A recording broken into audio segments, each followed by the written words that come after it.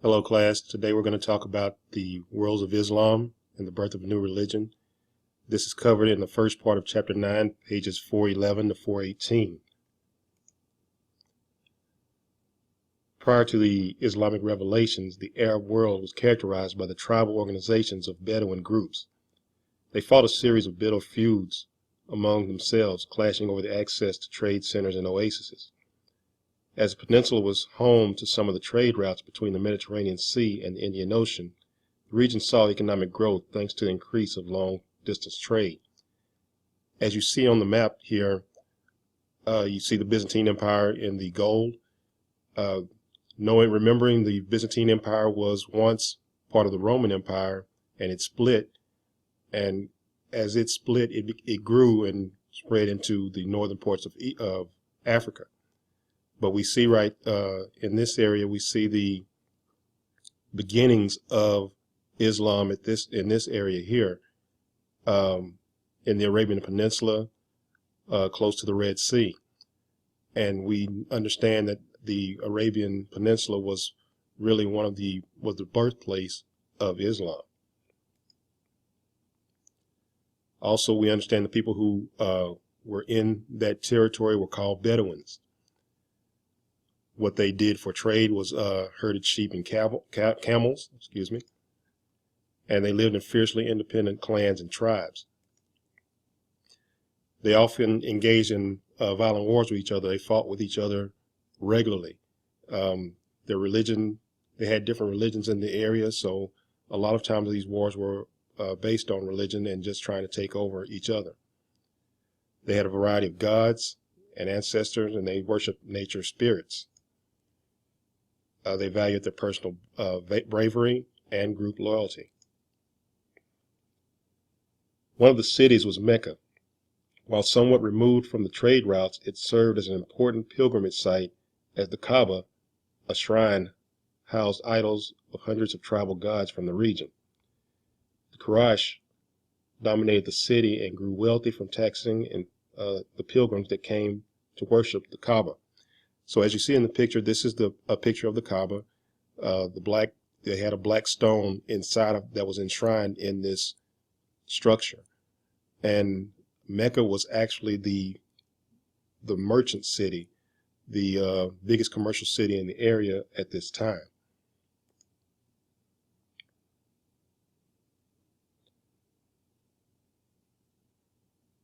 We see the Arabian connections to the world. Like we said, it's close proximity to different other areas that they could go to. As a peninsula was adjacent to two powerful empires, there was knowledge of a wider world. A variety of people from the Christian and Persian worlds lived in the cities around the peninsula. While the Arab tribes were polytheistic, contact with the Jews, Christians, and Zoroastrians living among them spread the idea of monotheism. Thus, some Arabs came to view the god Allah as a preeminent god of the pantheon, and some linked Allah to the Jewish Yahweh, exploring the idea that Allah was the one true God and the rest of the gods were merely idols. As Arabs came to see themselves as, like Jews, descendants of Abraham, thus in 600 it seemed as the Arabs were moving towards Judaism or Christianity. So you see that Jews, Christians, and Zoroastrians also lived in the area in the Arabs of Arabia, and a lot of their monotheistic ideas began to influence these Arab peoples. One thing you need to see, we're going to talk about Muhammad a little bit, and he was born in 570 and died in 632 CE.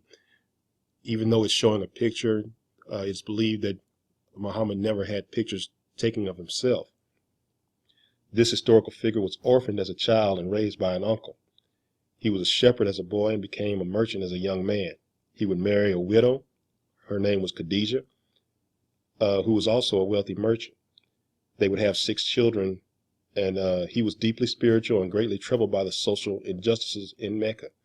He frequently retreated to the hills to meditate, to see what if there was any type of thing that he could get from his meditation.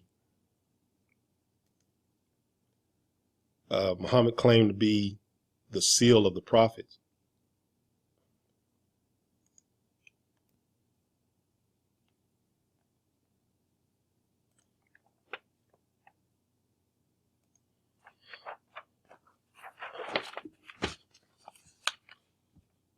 Islam sees Muhammad as the final prophet in a series of Judeo-Christian prophets. As his message is the final and most complete revelation, he is the seal of the line of prophecy. This is important because it stresses the lineage of prophets and the errors of previous revelations and the finality of Muhammad's message. So you see that he was the final revelation. He wasn't really trying to start a new faith, but he was trying to find the essence of the faith that he was really kind of starting.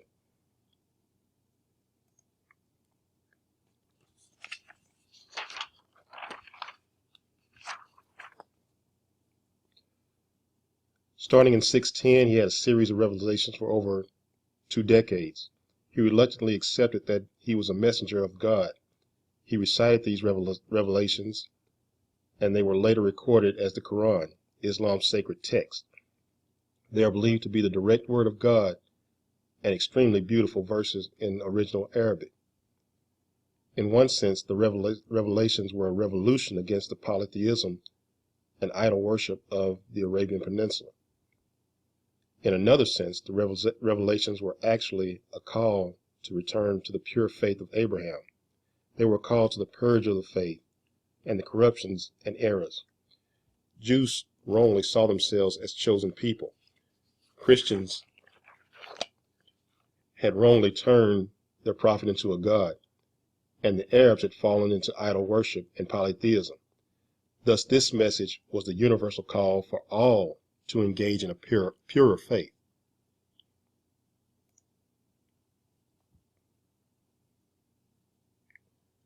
So you see by this slide what the Quran pretty much rejected.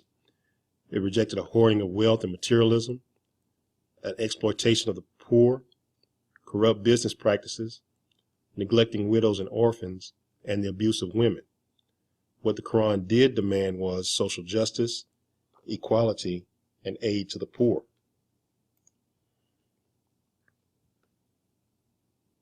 The message was not only spiritual. Muhammad, deeply troubled by the social injustices and violence and feuds of the tribal Arabia, wanted to create a new community of faithful where the poor and vulnerable world would be protected. This community of faithful and the just would be known as the Ummah.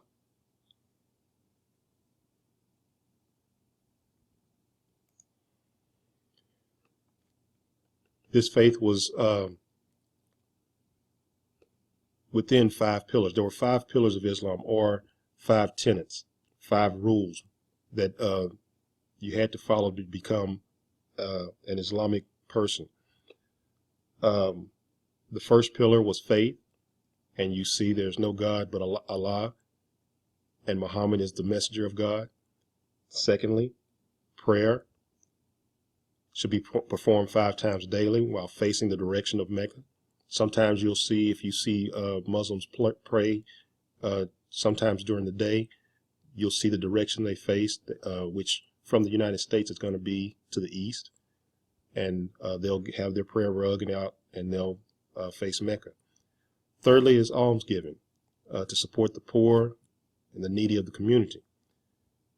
Fourthly, fasting occurs during the month of Ramadan, where you see no food, drink, or sexual relations from dawn to sundown.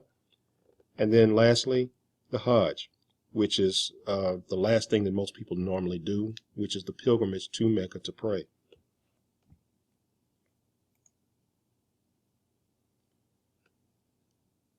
Some people say there is a 6th pillar, but it's really just a thought or a philosophy that most Muslims have. It's called the jihad. Muhammad spoke of a need to struggle. The greater struggle of jihad is within oneself, overcoming the greed or sinful desires. The lesser struggle, the struggle of the sword, is to fight to protect the community from external threats.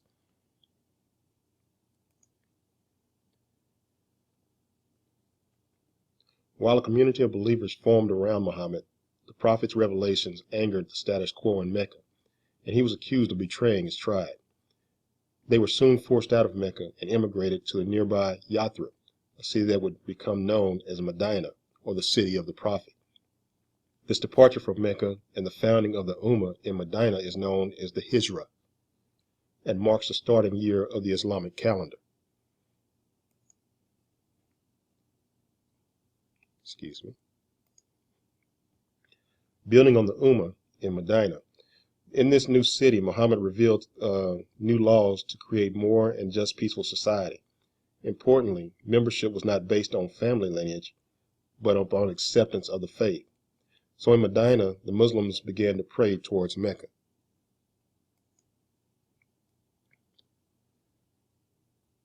The Ummah found itself in a series of conflicts with its neighbors. When one Jewish group allied against the Ummah, Muhammad made a clearer break between Islam and Judaism. Importantly, this was a conflict with one specific tribe in the context of a war, and he did not condemn all Jews. Muhammad won a series of wars and encouraged marriage alliances. In 630, he triumphantly entered Mecca, purged the Kaaba and the tribal idols. So he went in and he took back Mecca and made it a Muslim city.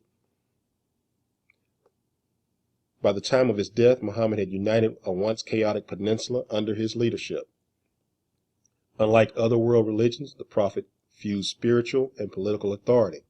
There was no church outside the state and no church-state conflict as they had in Europe.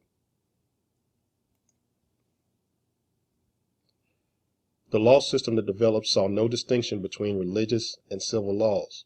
They were all one and the same. So the one law that they had was called the Sharia, and it regulated every aspect of life.